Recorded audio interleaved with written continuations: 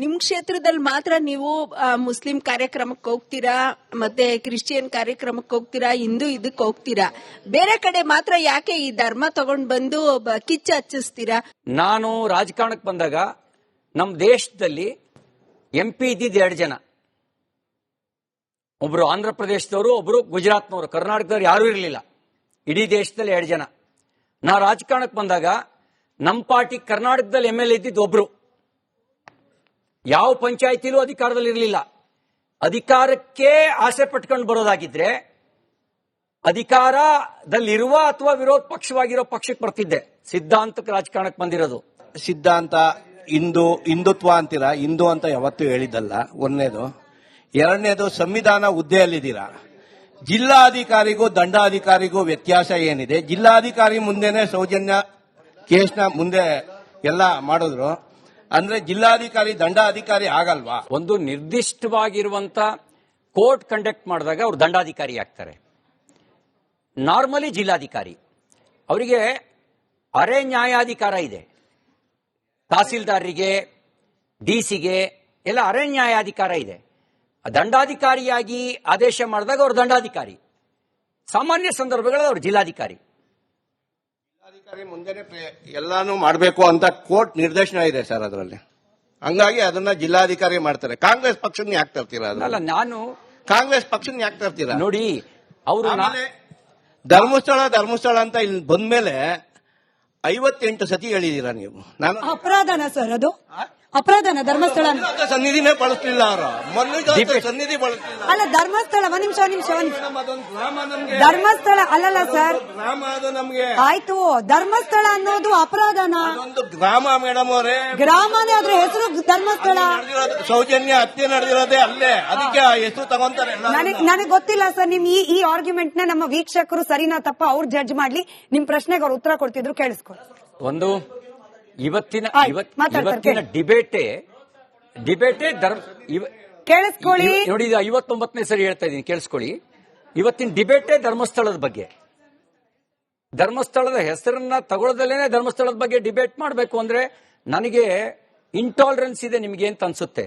ಧರ್ಮಸ್ಥಳದ ಹೆಸರೇ ನಿಮಗೆ ಸಹಿಸ್ಕೊಳಕ್ ಆಗದೇ ಇದ್ರೆ ನೀವು ಧರ್ಮಾಧಿಕಾರಿಗಳನ್ನು ಸಹಿಸ್ಕೊಳಕ್ ಸಾಧ್ಯನೇ ಇಲ್ಲ. ನಿಮಗೆ ಸೌಜನ್ಯ ಪ್ರಕರಣದಲ್ಲಿ ನ್ಯಾಯ ಬೇಕಾಗಿಲ್ಲ. ನಿಮಗೆ ಧರ್ಮಸ್ಥಳ ಕೆಟ್ಟೆಸರು ಮಾತ್ರ ಬೇಕಾಗಿದೆ. ಮತಾಂತರಿಗಳ ನೆಕ್ಸಸ್ ಇದೆ ಅಂತ ಹೇಳಿ ಆರೋಪ ಮಾಡ್ತೀರಿ. ಈ ಹೋರಾಟಗಾರರ ಹಿನ್ನೆಲೆ ಜೊತೆಯಲ್ಲಿ ಅದು ಕೂಡ ಮಿಕ್ಸ್ ಆಗಿ ಹೋಗಿದೆ ಅಂತ ಹೇಳಿ. ಈಗ ಸೌಜನ್ಯ ಪರ ಹೋರಾಟ ಮಾಡ್ತಾ ಇರೋದು ತಿಮರೋಡಿ ಅವರು, ಮಟ್ಟಣ್ಣನವರು, ಅವ್ರ ಜೊತೆಯಲ್ಲಿ ಇರ್ತಕ್ಕಂಥ BM ಭಟ್ರು, ದಿನೇಶ್ ಗಾಣಿಗ ಅವರು. ಇವರನ್ನ ಹೊರತುಪಡಿಸಿ ಅನೇಕರು ಹಿಂದೂಗಳೇ. ಇಲ್ಲಿ ಮತಾಂತರ ಅನ್ನೋದು ಎಲ್ಲಿಂದ ಲಿಂಕ್ ಆಯ್ತು? ಸೌಜನ್ಯ ಹೋರಾಟಗಾರರನ್ನ ಮತಾಂತರಿಗಳು ಅಂತ ಹೇಳಿ ಯಾಕೆ ಆರೋಪ ಮಾಡ್ತಿದ್ದೀರಿ? ಒಂದು, ನೀವು ಗಮನಿಸಬೇಕಾಗಿರೋ ಸಂಗತಿಗಳಿದಾವೆ. ಸನಾತನ ಧರ್ಮವನ್ನ ಅವಹೇಳನ ಮಾಡುವಂತ, ಡೆಂಗ್ಯೂ ಮಲೇರಿಯಾಕ್ಕೆ ಹೋಲಿಸಿದಂತ ಯಾವ ಸನಾತನ ಧರ್ಮ ವೇದಗಳನ್ನು ಕೊಡ್ತು, ಯಾವ ಸನಾತನ ಧರ್ಮ ಸರ್ವೇ ಜನೋ ಸುಖಿನೋ ಭವಂತು ಅನ್ನುವಂಥ ಮಂತ್ರವನ್ನು ಕೊಡ್ತು, ಯಾವ ಸನಾತನ ಧರ್ಮ ವಸುದೈವ ಕುಟುಂಬಕಂ ಅಂತ ಹೇಳ್ತು, ಯಾವ ಸನಾತನ ಧರ್ಮ ಸಕಲ ಜೀವಾತ್ಮಗಳಿಗೂ ಲೇಸನ್ನೇ ಬಯಸು ಅಂತ ಹೇಳ್ತು, ಆ ಸನಾತನ ಧರ್ಮದ ಬಗ್ಗೆ ಅವಹೇಳನ ಮಾಡುವಂತ ಕೆಲಸ ಮಾಡುವಂತ ಒಂದು ರಾಜಕೀಯ ಪಕ್ಷದ ಜೊತೆಗೆ ರಾಜ್ಯದಲ್ಲಿರುವ ಆಡಳಿತ ಪಕ್ಷ ಮೈತ್ರಿ ಮಾಡಿಕೊಂಡಿದೆ. ಎರಡನೇದಾಗಿ ಅಲ್ಲಿ ಯಾವ ಪ್ರಯೋಗ ಮಾಡಿದ್ರು ತಮಿಳುನಾಡಿನಲ್ಲಿ? ಮೊದಲು ನಂಬಿಕೆಯನ್ನ ಡಿಸ್ಟೆಬಿಲೈಸ್ ಮಾಡಬೇಕು.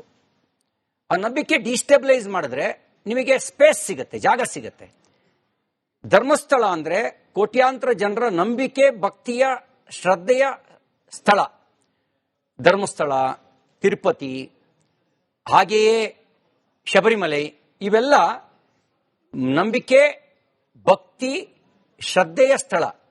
ಇಲ್ಲಿ ನಂಬಿಕೆ, ಭಕ್ತಿಯಲ್ಲಿ ಸ್ವಲ್ಪ ಅಪನಂಬಿಕೆ ಶುರುವಾದ್ರೆ ಆಗ ಬೆಳೆ ಇಲ್ಲದೆ ಇದ್ದ ಕಡೆ ಕಳೆ ಬೆಳೆಯುತ್ತೆ. ಮತಾಂತರ ಮಾಡುವವರಿಗೆ ಸ್ಪೇಸ್ ಸಿಗುತ್ತೆ. ಆ ಸ್ಪೇಸ್ ನ ಕ್ರಿಯೇಟ್ ಮಾಡ್ಕೊಳ್ಳುವಂತ, ಎಲ್ಲಿವರೆಗೆ ನಿಮಗೊಂದು ನಂಬಿಕೆ ಇರುತ್ತೆ, ನಂಬಿಕೆ ಇರೋವರೆಗೆ ಇನ್ನೊಂದು ಜಾಗ ಕೊಡಲ್ಲ ನೀವು. ನಂಬಿಕೆ ಬುಡ ಅಲ್ಲಾಡಿದಾಗ ನೀವು ಇನ್ನೊಬ್ಬರಿಗೆ ಇನ್ನೊಂದು ಕಡೆ ಮಾತನ್ನು ಕೇಳ್ತೀರಿ. ಇವರು ಟೂಲು ತಿಮ್ರೋಡಿ, ಗಿರೀಶ್ ಮಟ್ಟಣ್ಣ, ಜಯಂತು ಇವರೆಲ್ಲರ ಟೂಲ್ ಕಿಟ್ ಬೇರೆ ಇದೆ, ಮಾಸ್ಟರ್ ಮೈಂಡ್ ಬೇರೆ ಇದೆ. ಇದನ್ನ ನಾವು ಅನುಮಾನ ಅಂತ ಹೇಳಿದ್ದೇವೆ. ಇದರ ಪ್ರಾಮಾಣಿಕ ತನಿಖೆಗೋಸ್ಕರನೇ ಹಾಲಿ ನ್ಯಾಯಾಧೀಶರ ನೇತೃತ್ವದಲ್ಲಿ ತನಿಖೆ ಆಗಿ ಅಂತ ಕೇಳ್ತಾ ಇದೀವಿ. SIT ತನಿಖೆ ಬೇಡ ಅಂತ ಹೇಳಿಲ್ಲ. ಮಾನಿಟರ್ ಯಾರು ಮಾಡಬೇಕು, ಗೈಡ್ ಯಾರು ಮಾಡಬೇಕು, ರಿಪೋರ್ಟಿಂಗ್ ಯಾರಿಗೆ ಹೋಗ್ಬೇಕು, ಅದು ಹಾಲಿ ನ್ಯಾಯಾಧೀಶರಿಗೆ ಹೋಗ್ಬೇಕು. ಇದನ್ನ ನಾವು ಹೇಳಿದ್ದೇವೆ. ಇಷ್ಟು ಸ್ಟಾರ್ಟಿಂಗ್ ಸರ್ ಬಂದ ಕಿಚ್ಚತ್ತಿಸ್ತಾರೆ ಅಂತ. ಇವಾಗ ನಾವು ಬೆಂಗಳೂರು ಜೀವನ ಮಾಡಕ್ ಬಂದಿದ್ವಿ. ಮನೆಯಲ್ಲಿ ಬೆಂಕಿ ಬಿದ್ದುತ್ತೆ ಅಂದ್ರೆ ಮಕ್ಕಳೇ ಕಾಪಾಡಬೇಕು, ಅನ್ಯ ಧರ್ಮದವ್ರು ಯಾರು ಬಂದು ಕಾಪಾಡಲ್ಲ. ಅದು ನಮ್ಮ ಮನೆ, ನಾವು ಕಾಪಾಡಬೇಕು, ಅದು ಯಾರು ಬಂದು ಕಾಪಾಡಲ್ಲ. ನಮ್ ಕರ್ತವ್ಯ ನಾವು ಮಾಡ್ತಿದ್ವಿ. ಹಂಗೆ ಗೌರವ ಇದ್ರೆ ಕಾಂಗ್ರೆಸ್ ಅವರು ಧರ್ಮಸ್ಥಳದ ವಿರುದ್ಧವಾಗಿ ಕಾಂಗ್ರೆಸ್ ಅವರು ಒಂದ್ ನಿಮಿಷ ಗೌರವ ಕೊಟ್ಟಿದ್ದೀವಿ ಸರ್, ಗೌರವ ಕೊಟ್ಟೆ, ಯಾವುದೇ ತಪ್ಪು ವ್ಯವಸ್ಥೆ ಮಾಡಿಲ್ಲ. ಗೌರವ ಕೊಟ್ಟಿ ಒಂದೇ ನಿಮಿಷ ಮ್ಯಾಮ್, ಒಂದೇ ನಿಮಿಷ ಸಮುದ್ರ ನೀವು ಕೊಡಿ. ಆಮೇಲೆ ಧರ್ಮಸ್ಥಳದ ಪರವಾಗಿ ಕಾಂಗ್ರೆಸ್ ಅವರು ನಿಂತಿದ್ದೀರಾ, ಧರ್ಮಸ್ಥಳದ ಪರವಾಗಿ ಕಾಂಗ್ರೆಸ್ ನಿಂತಿದ್ದೀರಾ ಹಂಗಿದ್ರೆ ಎಲ್ಲಿ ನಿಂತಿದ್ದೀರಿ? ನಿಂತಿಲ್ಲ, ಎಲ್ಲ ನಿಂತಿದ್ದೀರಿ ಬಿಜೆಪಿ. ನಮಸ್ಕಾರ, ಸಿಟಿ ರವಿ ಸರ್. ನಾನು KRS ಪಕ್ಷ ಕರ್ನಾಟಕ ರಾಷ್ಟ್ರ ಸಮಿತಿ ರವಿ ಸುಬ್ರಹ್ಮಣ್ಯ ಅಂತ. ಈಗ ನಾವು ಕಾಂಗ್ರೆಸ್ ಪರವಾಗೂ ಇಲ್ಲ, ಬಿಜೆಪಿ ಪರವಾಗೂ ಇಲ್ವಾ, ಅಥವಾ JDS ಪರವಾಗೂ ಇಲ್ಲ, ಯಾರ ಪರವಾಗೂ ಇಲ್ಲ. ನಮ್ದು ಒಂದು ಸ್ವತಂತ್ರ ಪಕ್ಷ.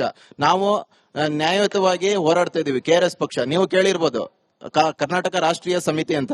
ನಾವು ಕೂಡ ಧರ್ಮಸ್ಥಳ ಎಲ್ಲ ಪಾದಯಾತ್ರೆ ಹೋಗಿದೀವಿ. ನಾವು ನಿಮ್ಗೆ ಏನ್ ಕೇಳ್ತಾ ಇರೋದಂತ ಅಂದ್ರೆ, ನೀವು ಬಿಜೆಪಿ ಅವರಿಗೆ ಇವತ್ತು ನೀವು ಒಂದು ಅಪೋಸಿಟ್ ಪಕ್ಷದವರಾಗಿ ನಿಮ್ಗೆ ಫುಲ್ ಅಧಿಕಾರ ಇದೆ. ನೀವು ಸದನದಲ್ಲಿ ಇದು ಚರ್ಚೆ ಮಾಡಬೇಕು. ಈಗ ಏನೊಂದು ಸೌಜನ್ಯ ಇದೆ ಅದಕ್ಕೆ ನೀವು ನ್ಯಾಯ ಕೊಡಿಸೋಂತ ಕೆಲಸ ಮಾಡಬೇಕು. ನೀವು ಬೇರೆ ಯಾವ್ದು ಕೂಡ ಹೇಳ್ಕೋಬಾರ್ದು. ಜನಗಳಿಗೆ ಒಳ್ಳೇದಾಗ್ಬೇಕು, ಜನಗಳಿಗೆ ನಿಮ್ಮಿಂದ ನ್ಯಾಯ ಕೊಡಿಸ್ಬೇಕು. ಒಂದು ನೋಡಿ, ಈಗ ಸೌಜನ್ಯ ಪ್ರಕರಣದಲ್ಲಿ COD ತನಿಖೆ ಆಯ್ತು, CBI ತನಿಖೆ ಆಯ್ತು. ಇನ್ಯಾವ ತನಿಖೆ ಆಗಬೇಕು ಅಂತ ಬಯಸ್ತೀರಿ ಹೇಳಿ, ಅದ್ರ ಪರವಾಗಿ ನಾವು ಮಾತಾಡ್ತೀವಿ. ನಾವು CBI ತನಿಖೆಯೂ ಮೇಲೂ ನಂಬಿಕೆ ಇಲ್ಲದೆ ಇದ್ರೆ, COD ತನಿಖೆ ಮೇಲೂ ನಂಬಿಕೆ ಇಲ್ಲದೆ ಇದ್ರೆ, ಸ್ಥಳೀಯ ಪೊಲೀಸರ ತನಿಖೆ ಮೇಲೂ ನಂಬಿಕೆ ಇಲ್ಲದೆ ಇದ್ರೆ, ಈ 3 ವ್ಯವಸ್ಥೆ ಬಿಟ್ಟು ನಾವಿನ್ನು ಇಂಟರ್ಪೋಲ್ನ ಕರ್ಸೋಕ್ಕಾಗಲ್ಲ ಈ ವಿಷಯದಲ್ಲಿ. ಹಾಗಾಗಿ ನಮ್ಗೆ ಏನಾಗ್ತದೆ, ನಿಮ್ ಪ್ರಾಮಾಣಿಕ ಕಳಕಳಿಯೇ ಇರಬಹುದು. ಸ್ಥಳೀಯ ಪೊಲೀಸರ ತನಿಖೆ ಆಯ್ತು, COD ತನಿಖೆ ಆಯ್ತು, CBI ತನಿಖೆ ಆಯ್ತು, ಇನ್ನೇನ್ ಮಾಡ್ಬೇಕು ಹೇಳಿ? ಇಷ್ಟಾದ್ಮೇಲೂ ಕೂಡ ಒಲ್ಲದ ಗಂಡನಿಗೆ ಮೊಸರಲ್ಲಿ ಕಲ್ಲು ಅಂತ ಕೆಲವರು ನಿರ್ದಿಷ್ಟವಾಗಿರುವಂತ ನೆರೇಟಿವ್ ನ ಫಿಕ್ಸ್ ಮಾಡಿಕೊಂಡು ಇದೇ ಅನ್ನುವಂತ ಭಾವನೆಯನ್ನು ಬಿತ್ತುವಂತ ಪ್ರಯತ್ನ ಮಾಡಿದ್ರೆ, ನೋಡಿ ನಮ್ಮ ದೇಶ ಈಗ ನ್ಯಾಯಾಧೀಶರ ಬಗ್ಗೆ ನಾನು ಕಾಮೆಂಟ್ಸ್ ಮಾಡಕ್ ಹೋಗಲ್ಲ. ಭಾರತದ ನ್ಯಾಯಾಂಗ ವ್ಯವಸ್ಥೆಯ ಒಂದು ಅಲಿಖಿತ ನಿಯಮ ಏನು ಅಂತಂದ್ರೆ, 100 ಜನ ಅಪರಾಧಿಗಳು ತಪ್ಪಿಸ್ಕೊಂಡ್ರು ಒಬ್ಬ ನಿರಪರಾಧಿಗೆ ಶಿಕ್ಷೆ ಆಗಬಾರ್ದು ಅನ್ನೋದು ಒಂದು ಅಲಿಖಿತ ನಿಯಮ. 100 ಜನ ಅಪರಾಧಿಗಳು ತಪ್ಪಿಸ್ಕೊಂಡ್ರು ಒಬ್ಬ ನಿರಪರಾಧಿಗೆ ಶಿಕ್ಷೆ ಆಗಬಾರ್ದು ಅನ್ನೋದು ಅಲಿಖಿತ ನಿಯಮ. ಹಾಗಾಗಿಯೇ ನಿನ್ನೆ 40 ಲಕ್ಷದ ಆಸ್ತಿ, ಇವತ್ತು 400 ಕೋಟಿ ಆಸ್ತಿ, ನಿರ್ದೋಷಿಯಾಗಿ ಹೊರಗೆ ಬರ್ತಾರೆ. ಕೇಳಿದ್ರೆ ಹೇಳ್ತಾರೆ ಆಲೂಗೆಡ್ಡೆ ಬೆಳೆದಿದ್ದೆ ಅಂತ ಹೇಳ್ತಾರೆ. ಚಿನ್ನದ ಆಲೂಗೆಡ್ಡೆನಾ ಅಂತ ಕೇಳಿದ್ರೆ ಅವ್ರ ಹತ್ರ ಉತ್ತರ ಇಲ್ಲ. ನೀವು ಯಾವ ಆಲೂಗೆಡ್ಡೆ ಬೆಳೆದಿದ್ರಿ, ಆ ಫಾರ್ಮುಲಾ ರೈತರಿಗೆ ಕೊಟ್ರೆ ರೈತರೆಲ್ಲ ಉದ್ಧಾರ ಆಗ್ತಾರೆ ಅಂದ್ರೆ ಉತ್ತರ ಇಲ್ಲ.